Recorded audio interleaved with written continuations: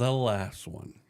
And probably the hardest one. And this one is all of you. And I know there's many people out there who deal with what he's going to talk about.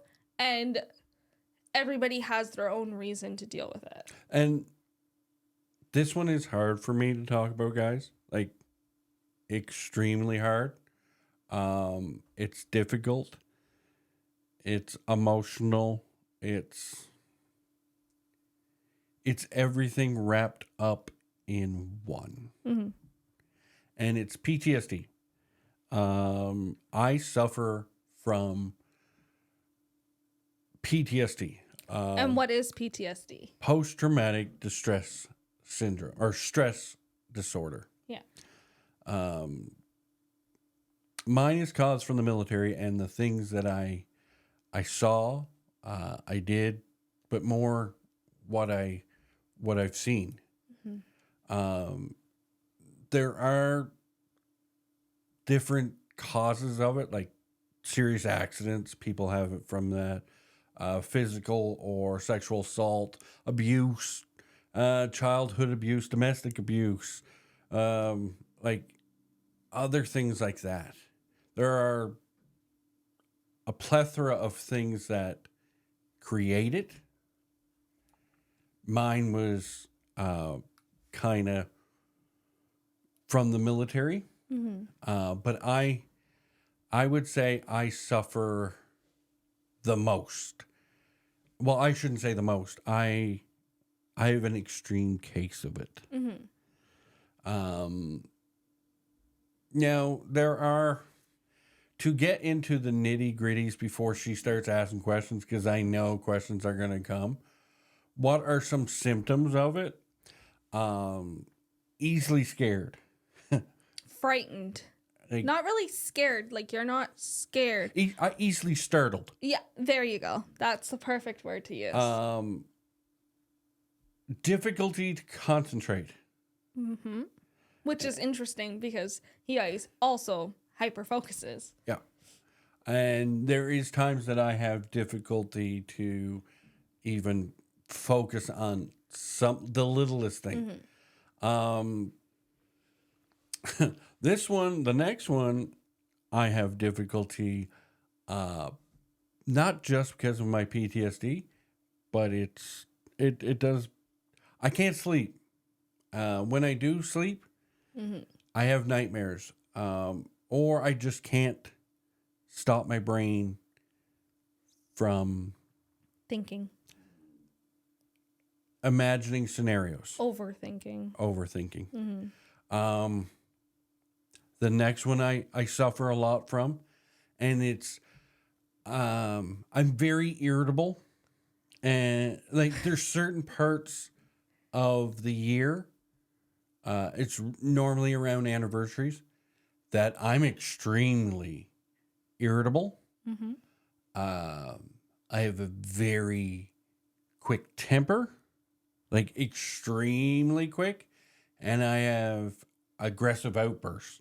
Like, and now not everybody has that. No. That's just something. It's his way of like losing his shit kind of thing. Like some people, instead of being aggressive, they'll like cry it out or whatever. and like the last two symptoms I suffer with a little bit, reckless about doing anything. Spending money.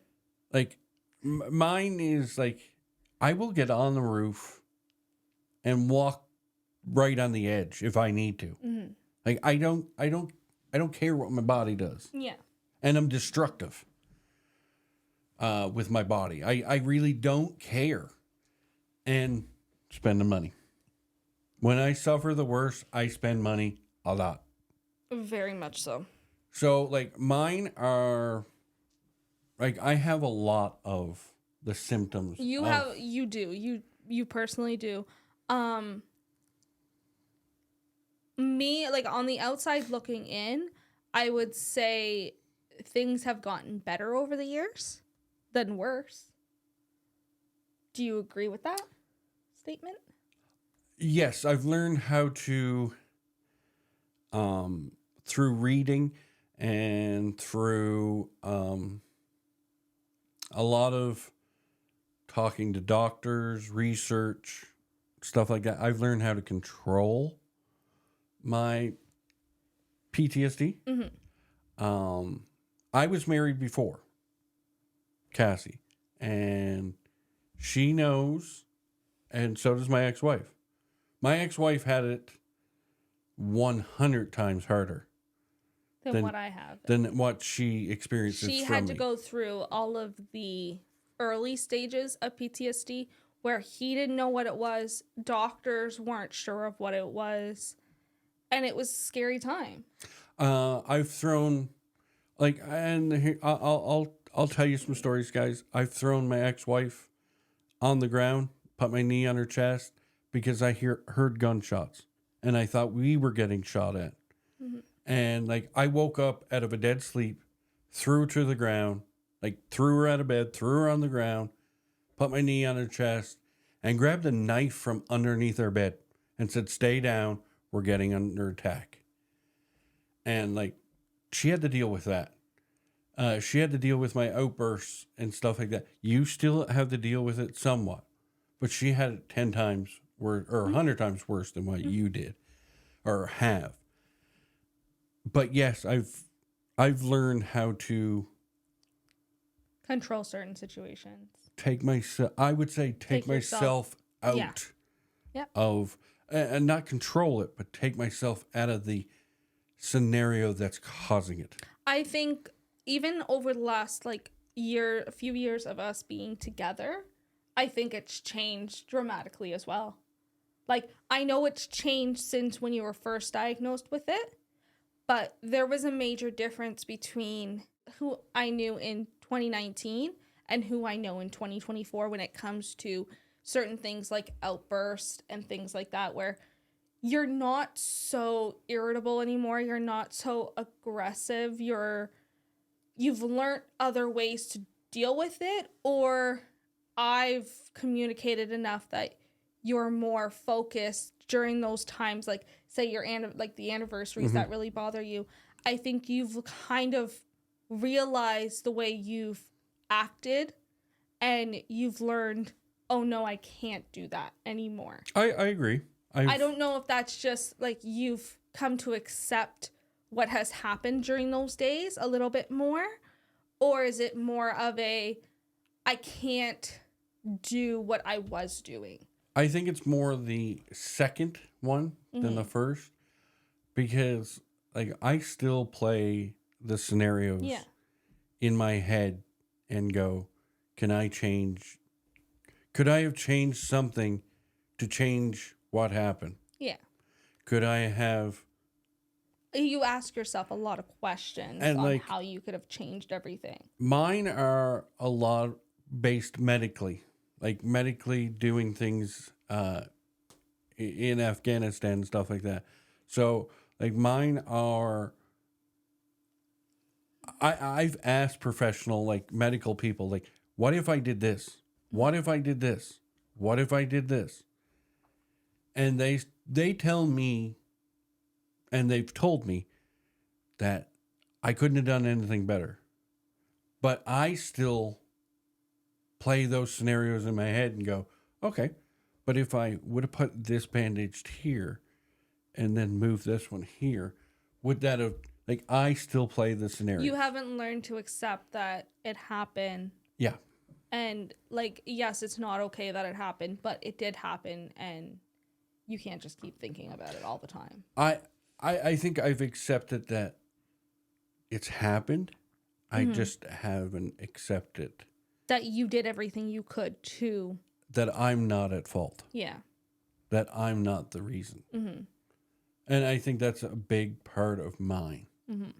Is I can't turn my brain off from thinking, well, if I did this, I did that. Yeah. Yeah, keep going. I know you got questions. Well, it's more of a question for everybody else, like for you, but to explain to everyone else. How did you learn to deal with it? Let's say that. By doing the wrong things. Okay. I learned Trial and error. I learned the wrong ways. I did the wrong things. I did see doctors. I found that doctors didn't help me. I found that they were more of a hindrance than helping me. I turned to alcohol. And it was the wrong thing. I became an alcoholic. Wrong thing to do. Now he drinks for fun, not Yeah. for I anything know else. how to control myself. Yeah. I tried to commit suicide. And like, I'm not going to hide it, guys. I tried to commit suicide because I felt like my brain, it would have been better if I wasn't thinking this way. And this was the only way to stop myself from thinking this way. I was wrong. I just look at it and go, how to get better from it? Sit down, talk to people, talk to other veterans. If you need a service dog, if you need a service horse, if you need a service something, get it. But do read about it. Find out what your issue and cause of yours is. But I would also say, like, make sure you have a fire team buddy. If anybody knows what that is, somebody that's there for you at all costs. And understands what you're going through. Like, yeah, she's one of my fire team buddies. My ex-wife is one of my fire team buddies. My closest military friend is my fire team buddy. We talk on almost, I would say, a weekly basis, and we don't talk about what happened in the past. We just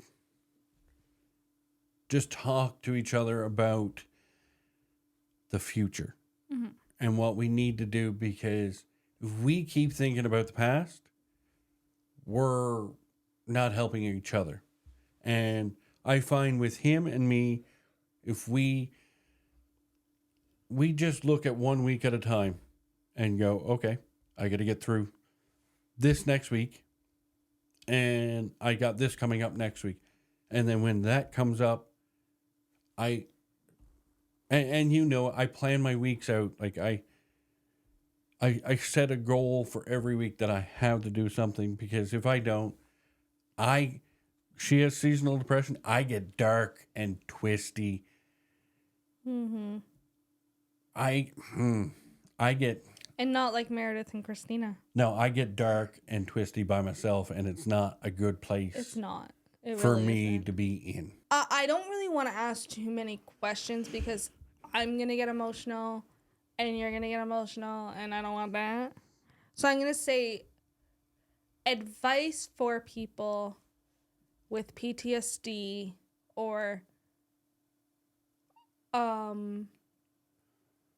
like if they love somebody with PTSD, like what are ways that you've learned to live with it? Well, I'm going to give you flat out advice. Make sure that they have somebody to talk to. Somebody they can really, really trust, even if it's more than one somebody. If it's fucking 1 o'clock in the morning or 1 o'clock in the afternoon, and he or she calls, answer the damn phone, because you don't know why they're calling. But answer the damn phone, because they could be calling to tell you that they had a great day, but they could be also calling to tell you goodbye. And just answer the damn phone. But I'm going to say this. If you know a person or have a person or experience a person who has PTSD, not physically hold their hand, but emotionally hold their hand. If you've got to bring them to the doctor or the psychiatrist or therapist or whatever, you've got to hold their hand to get them there, then do it. Mm. If you've got to be there with them in the appointment, do it. Do whatever you can to help this person. Mm. Because in their mind, they are overthinking everything they've done in their life, their career, their whatever. They're overthinking it and trying to play the scenario different ways to see if it will change. The outcome will change, and the outcome will never change because you've already gone through it. Since we've got together, we've done our I shouldn't say research, but we've tried other things. Mm-hmm. We are now doing magnesium. Well, before that, you got your blanket. Oh, yes. That has really helped you sleep, and that is your weighted blanket. Yep, my weighted and blanket. Now there is like, I think it's supposed, like the weighted blanket is supposed to weigh, what is it? 10 or 20%. 10 or 20% of your body weight. I went a bit higher than that.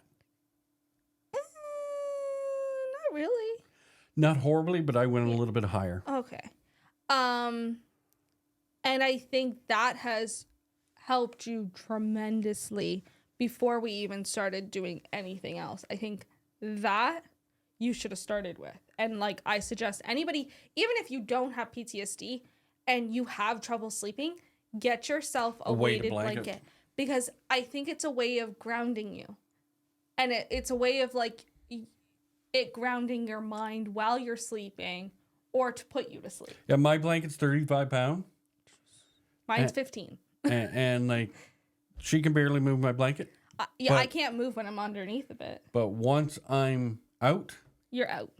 And you sleep a lot better now. Well, I shouldn't say once I'm out. But once I got it. Yeah. Once I went out, I was out for, instead of like that 2-hour mark and I'd be up with a nightmare, I now get like 4.5. And you don't get 6. as many nightmares either, right? No. So it's definitely something that can work. And then on top of that, We tried magnesium. we have a magnesium vitamin, but it also helps you sleep. And I've seen a lot of people talk about like taking magnesium at night is great to help you sleep. There is now a like mocktail that you can make that like is a magnesium pill with like cranberry juice and stuff. But the magnesium we got from Amazon. I'll link it below. But it's magnesium with like a sleep, almost, I guess there's like almost like a melatonin in it, but it's a very smooth way of falling asleep. Like it just puts us to sleep, but we actually stay asleep without feeling like we're drunk the next day. Now, I'm going to say this, guys. So I put it out there. I don't use that every night. No, it's something we use only either like if we need to get up the next day and do a bunch of stuff, or just a way that like we've had too many late nights and we need a proper schedule change. I use mine more for if I notice that I've went 2-3 days little sleep and I've had like 2 or 3 days in a row where I've had a little nightmare or a big nightmare, You'll take it. I'll take it. And the nightmare goes away. Like I will sleep that whole night through. Mm-hmm. And I found with melatonin, I felt like I was drunk or high the next morning. Yeah. Where I wake up with magnesium and I'm a quick riser and brush my teeth, get dressed, gone type person, where it takes you 35 minutes to get up Yes. out of bed. Yes. And I have to wake up. Just because my eyes are awake doesn't mean I'm awake. I find with magnesium, there's no slowing me down. Like I'm boom, boom, boom, gone. So that. But it's definitely been helping your sleep. Yep. Especially with the PTSD. It helps my sleep. The weighted blankets help both for PTSD and anxiety. So like weighted blanket is almost a must if you're dealing with anything mental health related, Now stress related. I'm going to kind of end the video out. I'm going to say this. If you suffer from Any type of mental health problems, anything, go get help.